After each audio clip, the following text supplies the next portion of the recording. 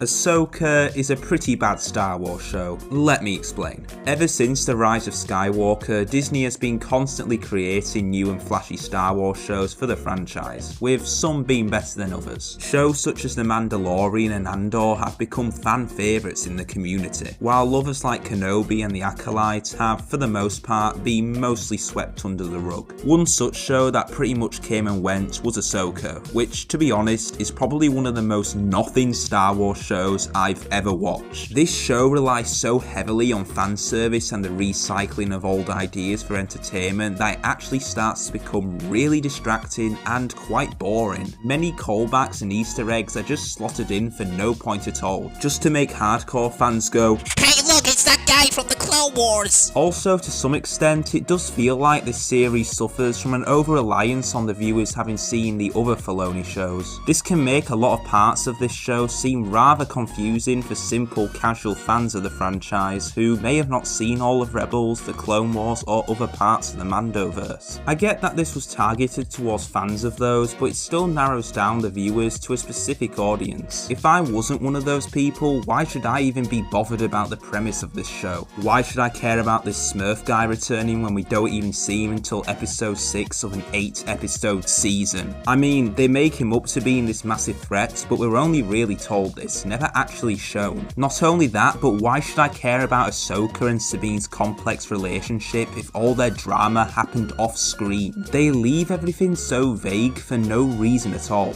Furthermore, why should I care about Shin and Baylan? They had some of the most potential out of any other person in this show, yet they're still underused and underdeveloped. Sure, their fights are good, and Baylan's weird perception of morality, the Force, and the Jedi is occasionally interesting, but other than that, they are rather flat and dull characters, and that pretty much goes for almost all of the characters in this show. Many of the returning just feel like bland, watered down versions of their Rebel counterparts. Even AHSOKA, who's probably the most boring character in this entire experience, which is pretty bad because the show is meant to be, you know, about her. As for other components of this show, there isn't much there either. The story is mediocre, the fights are hit and miss, and the ending feels cheap and oddly positive despite the rather hopeless situation our protagonists are in. Also, the acting can leave a lot to be desired. On a more positive note, however, the music's pretty good. I like the intro, Ezra's not annoying, and the zombie troopers are kind of cool.